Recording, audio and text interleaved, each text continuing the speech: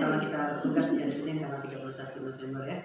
Jadi Ibu Wasita, apakah Ibu dalam kondisi sehat saat ini? Alhamdulillah. Sehat ya? Alhamdulillah.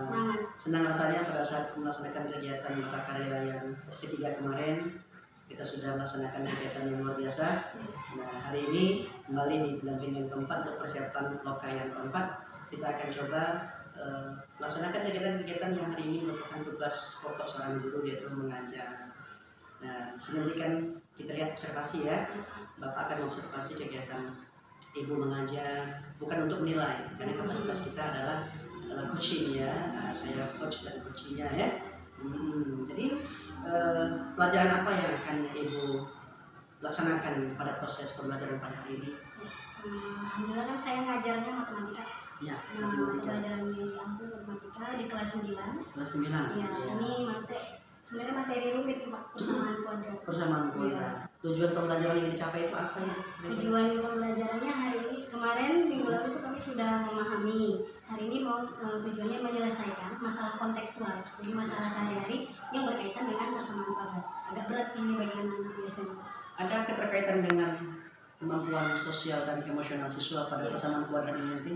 Harusnya ada Pak, karena kan di sini mereka tuh bagaimana mengelola dirinya, karena kan langkah yang diterapkannya tuh nggak kayak 1,1 langsung buat. Harus ada dia manajemen kesabarannya, dia menuliskan alternatif penyelesaiannya itu langsung dapat jawabannya. Kemudian ini nanti saya buat prosesnya, dia ada diskusi kelompok dulu. Di situ juga saya berharap mereka bisa saling mendengarkan pendapat kawan. Kemudian nanti kalau kesadaran sosialnya, keterampilan berrelasinya, nanti ada kawan yang presentasi jawaban. Seandainya berbeda, dia bisa menerima perbedaan. Maksudnya tidak langsung menyalahkan. Berarti area pengembangan yang tidak dicapai, Ibu sudah menyiapkan RPP seputar kegiatan proses belajar mengajar dengan RPP berdiferensiasi. Iya. Menarik ini Bu Sita. Karena pastinya nih pemahaman siswa, pengetahuan siswa akan sangat berbeda. Ada yang cepat, bahkan mungkin ada yang lambat. Banyak yang lambat. Di sini saya akan melihat bagaimana keterampilan Ibu untuk bisa nanti ya memberikan pelayanan terbaik agar pemerataan ini terjadi untuk tingkat perbedaan pemahaman yang berbeda-beda. Apa strategi yang akan Ibu persiapkan pada kegiatan pelaksanaan pembelajaran pada hari ini? Jadi karena yang pembelajaran berdiferensiasi kan ada 3 Pak. Saya ini fokusnya diferensiasi proses. Jadi perbedaannya nanti ada sedikit ringkasan materi dari saya, pertama ya. Kemudian materi berikutnya nanti disajikan kontennya Pak ya.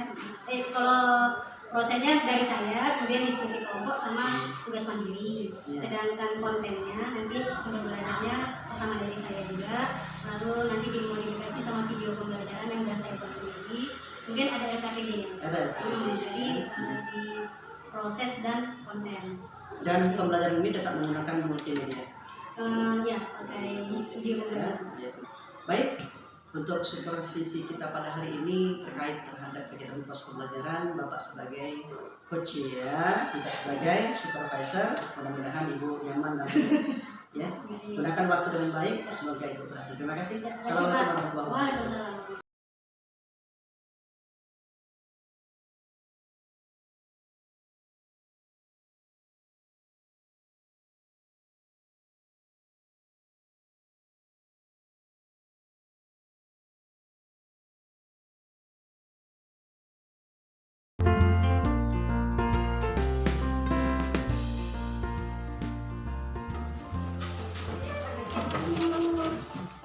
Assalamualaikum warahmatullahi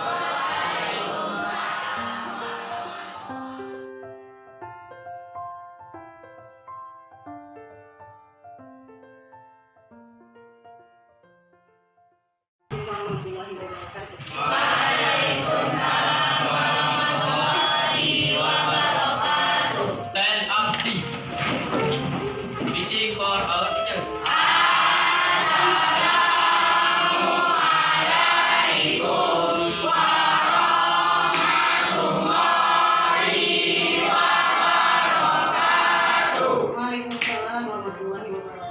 Sit down, please. Thank you. Silakan Arif. Sebelum kita belajar, marilah kita berdoa. Berdoa mulai. Bismillahirrahmanirrahim.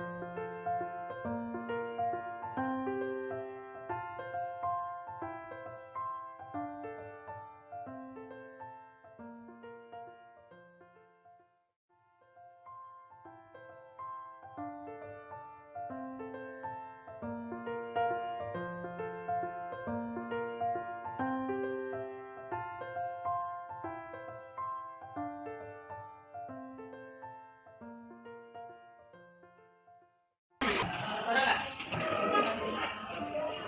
Suara bisu.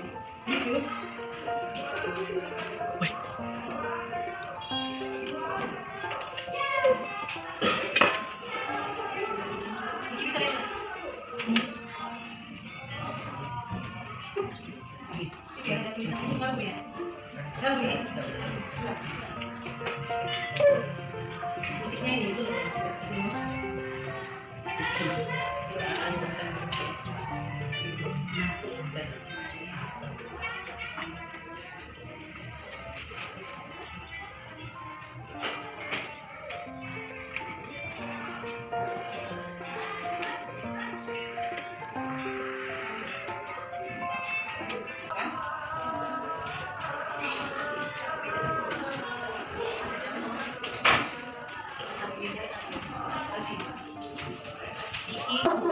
Tambah 4 setelah 2 jam saya baru dikali. Siapa yang tahu nih kenapa bisa jadi 2x tambah 8? Karena 4 kali 2. Oke, langsung 4 kali 2. Sebelumnya 2 kali x, 2 kali x, 2 kali x, 2x.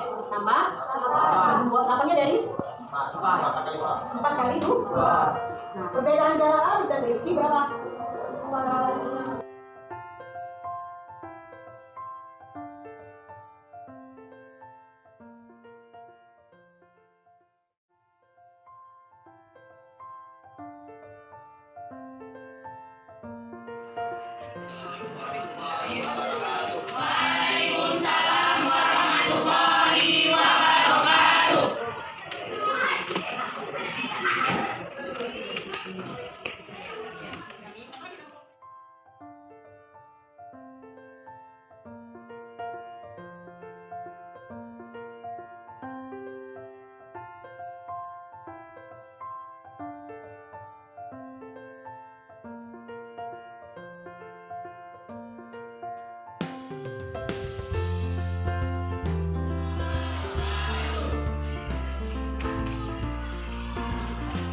Menurut saya, jarak itu tidak bisa negatif, tapi jaraknya seharusnya positif. Terus, Bu, apakah kita tidak mengambil positif aja karena jarak kan? Karena jarak kan. Waalaikumsalam warahmatullahi wabarakatuh.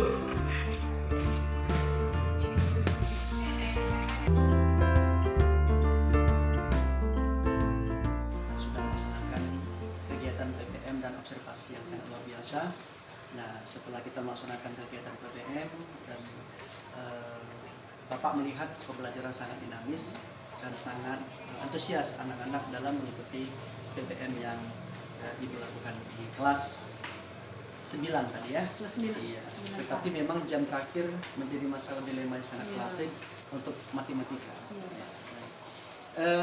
Ini kegiatan pasca observasi kelas, ada beberapa catatan atau percakapan yang ingin kita bangun. Yang pertama sekali, bagaimana perasaan Ibu setelah melakukan PPM tadi? Setelah melakukan ada perasaan Pak, senang karena anak-anak ternyata antusias.